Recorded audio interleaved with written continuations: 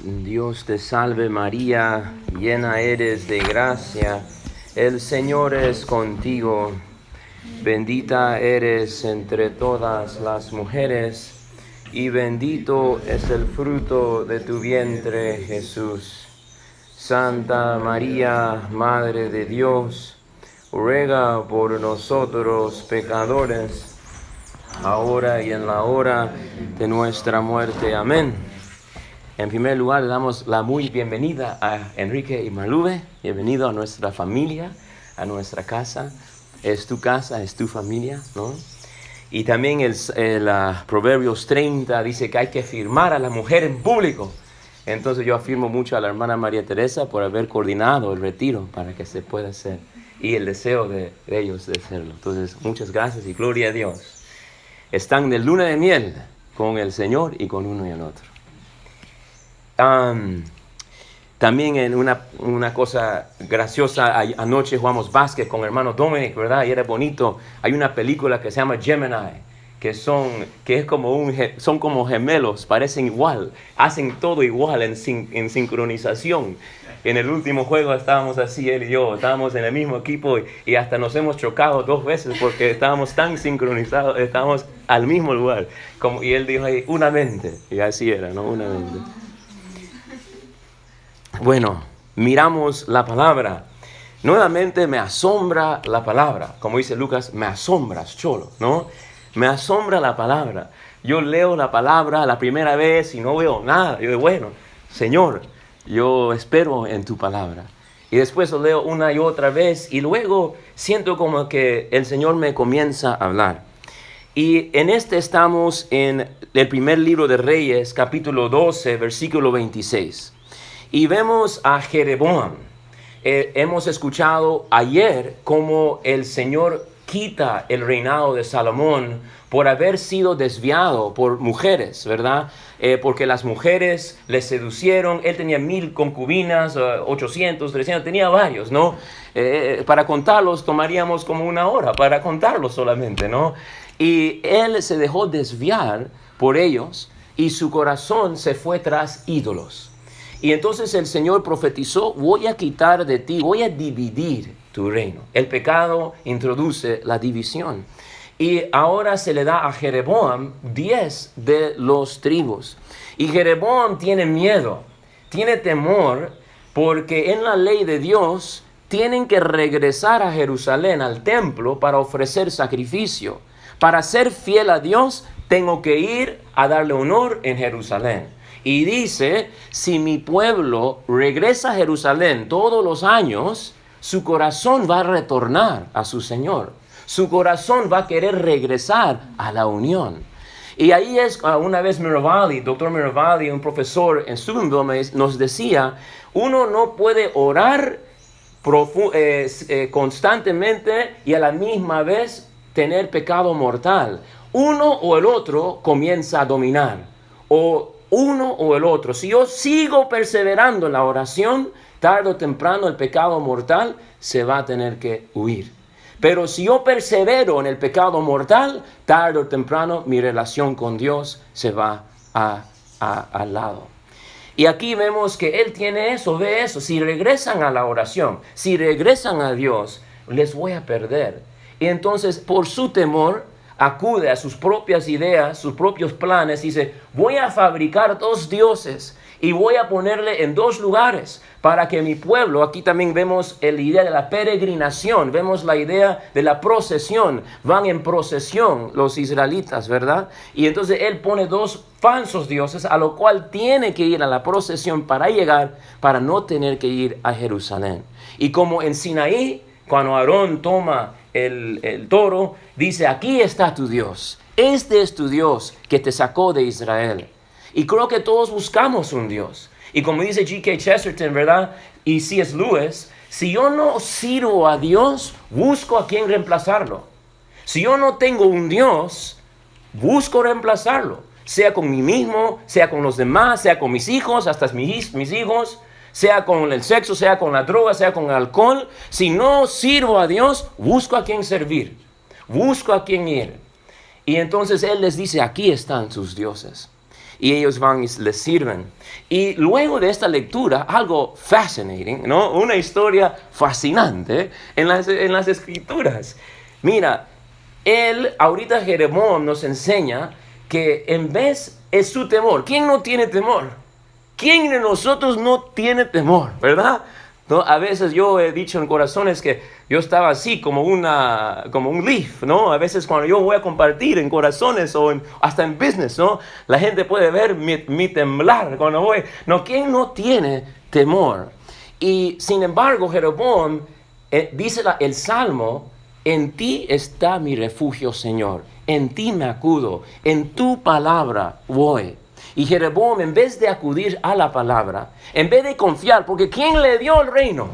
¿Quién fue el que se lo dio? Dios. ¿Quién se lo prometió? Dios. Fue su propia palabra. La palabra de Dios le dijo: yo te daré y será tuyo. Y yo te estableceré. Y en vez de confiar, en vez de recordar, en vez de acudirse a esa palabra, en vez de que el temor le lleve a Dios, el temor le lleve a sus propias ideas. Y dice: ¿sabe qué? Yo lo arreglo. Yo lo voy a arreglar. Le doy al juez mis 500 soles, ¿verdad? No, estamos en el mundo del penal, ¿no? Le doy al y el otro. Y acuden a sus propios planes. Y entonces su corazón se desvía. Y lo que pasa cuando no doy oído y corazón a la palabra, se comienza a endurecer mi corazón. Ese es el peligro de esperar. Ese es el peligro de esperar hasta mañana, porque quizás mañana no lo puedo hacer. Malcolm Roberts, ¿no? Un gran cantante, ¿verdad? Que conocen. Él, cuando estaba ahí, le dijo el padre en la confesión: regresa a tu mamá hoy y pídale perdón. Después de años de estar en la droga y se había reconciliado con Dios, anda hoy, porque no dejes para mañana lo que quizás no puedes hacer mañana. Algo así. ¿Cómo era? No dejes para mañana lo que puedes hacer hoy. Sí, pero él lo cambió. Él le dijo: no dejes a mañana, porque quizás mañana ya no lo vas a poder hacer.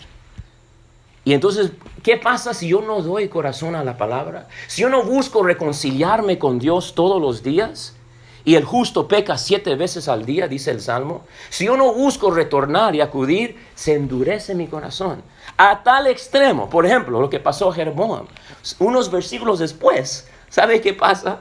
Jeroboam va a uno de estos templos falsos, arma el altar, está listo para hacer sacrificio, cuando un hombre de Dios se le acerca enfrente de toda la asamblea, y él se pone de pie y dice: ¿sabes qué? Sobre ese altar vendrá un rey Josías. Profetizaba el futuro. Y ese rey Josías va a quemar a los sacerdotes que dan incienso en este altar. Y los huesos de ustedes, de estos sacerdotes, se quemarán en este altar. Y para que sepan que soy profeta, el altar se va a romper y la ceniza se va a esparcir. Y en eso, Jeroboam, terco, extiende su mano y dice: préndelo. O sea, tráigamelo para ponerlo en la cárcel. Y cuando extiende su mano se encoge y se vuelve como unido. Y él lo agarra a su cuerpo y no puede extender su mano más. El Señor había protegido a su ungido y su mano se encogió. Y entonces ahí Jeroboam dice: ay, perdona, por favor, profeta, rece por mí para que me restaure mi mano. Y entonces el profeta reza por él y se restaura su mano. Pero en ese momento el altar, antes de que le recupere la mano, el altar se quiebra y la ceniza se esparza. Su palabra ahí mismo, enfrente de todo, se quebró. Imagínate el escenario. El profeta proclama: esto va a pasar, y ocurre. Y ahí es que Jeroboam finalmente tiene temor. A veces tenemos la necesidad del temor, ¿verdad? Por eso una vez que escuché Padre Cancelado unas 3 horas sobre el infierno, yo quería confesarme a diario después de escuchar ese video, ¿no? Y todo, ¿no? El temor a veces nos ayuda a acudir a su palabra. Y Jeroboam dijo: ok, profeta, perdóname, extiende la mano. Pero ¿qué dice lo que hizo Jeroboam después que su mano está restaurado, después que está chévere? Dice, tras esto Jeroboam no se volvió de su mal camino. Siguió consagrando para los lugares de culto sacerdotes tomados y etc. Entonces, hay una urgencia a escuchar la palabra, porque si esperamos hasta mañana, quizás no podremos seguirlo. La palabra, dice San Pablo, el día de salvación no es el 17 de febrero. El día de salvación es hoy día. No dejemos para mañana lo que quizás no podremos.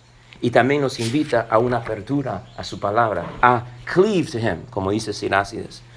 Y para terminar, miramos ahora el Evangelio. Y el Evangelio igual, los discípulos están con Jesús, igual de alguna forma como Jeroboam, se olvidan.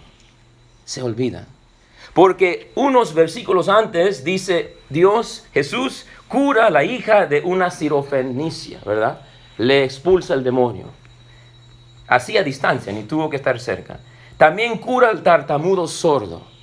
Y ahora se encuentran en un lugar, después de 3 días. Yo me pongo a pensar, wow, Jesús tuvo un retiro de 3 días. Mira, como ustedes, ¿verdad? Porque dice la palabra, estuvo 3 días con él. ¿Cómo habrá sido?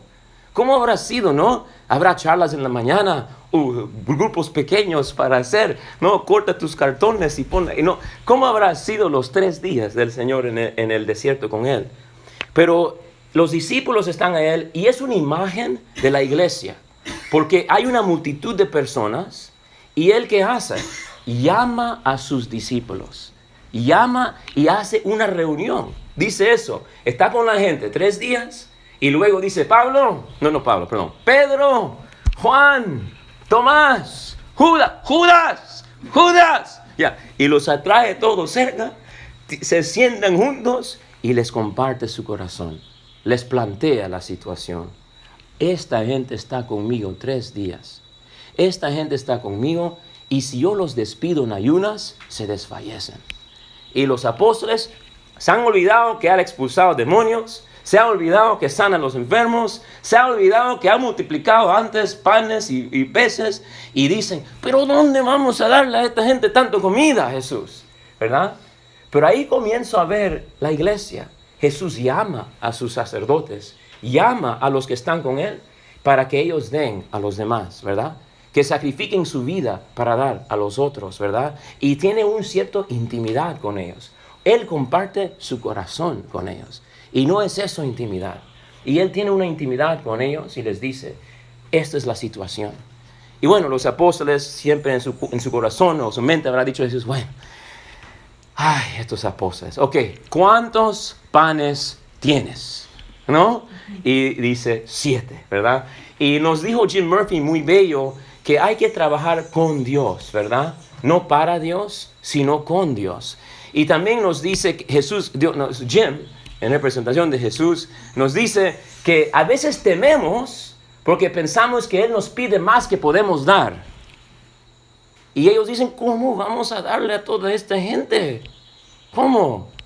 Porque tememos que Él nos está pidiendo algo más que lo que podemos dar. Y dice Jim, no nos pide más que lo que podemos dar, pero sí pide todo de lo que podemos dar.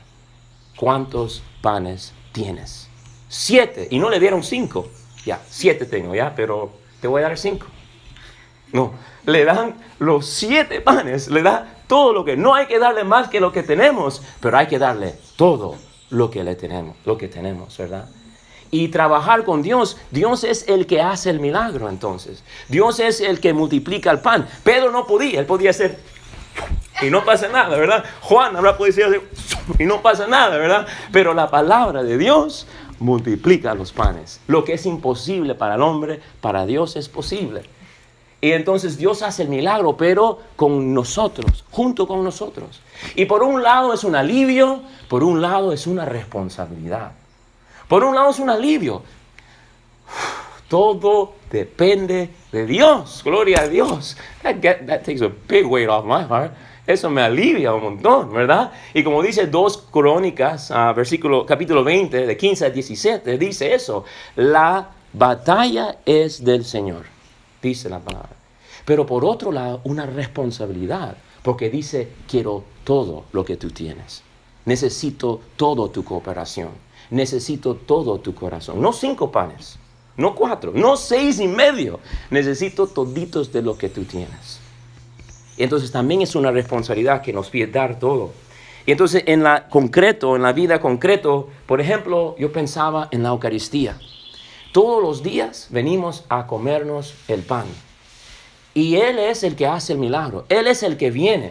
Él está ahí totalmente, cuerpo, alma, espíritu, divinidad. Ahí está el cielo entero en ese pan y en esa hostia. Sin embargo, San Pablo dice en 1 Corintios 11, ¿verdad? Que si tú comes sin discernir el cuerpo, comes condenación. Ahí está Jesús, ahí está la vida, ahí está la resurrección, pero me lo puedo comer hacia mi condenación. Como dice San Agustín, algunos comulgan hacia el infierno, algunos comulgan hacia el cielo, dice San Agustín. Y entonces ahí está Dios, la obra es de Él es Dios, Él es el que me puede hacer santo, Él es. Pero yo le tengo que traer mis 7 panes, que son mi fe, mi esperanza y mi amor. Yo creo que estás ahí presente. Yo me despierto a la realidad que tú estás aquí. Y yo me despierto a la realidad que tú me puedes cambiar. Yo me despierto y tengo esperanza que tú me puedes sanar. Y hasta donde tú esperas, dice Santa Teresa de Lisieux, hasta ese punto recibimos. Así, el ex opere operantis. Yo, ¿cómo vengo a recibirle al Señor? Estoy dándole 4 panes, 5 panes, pero Él me pide 7 panes. Yo creo que estás en ti. Tengo esperanza que me puedes cambiar. Y te amo con locura. Y te amo con locura. Y yo traigo mis 7 panes. ¿Cómo recibo? ¿Cómo recibo la palabra cuando leo oficio de lecturas? Que todos los días lo hago, ¿verdad? ¿Cómo voy a terminar esto rápido? Ya, para poder estar, ¿no? ¿Cómo me acerco? A veces le damos un pan al Señor. Él no nos pide más que tenemos, pero nos pide todo que tenemos. Apurémonos para darle todos los panes.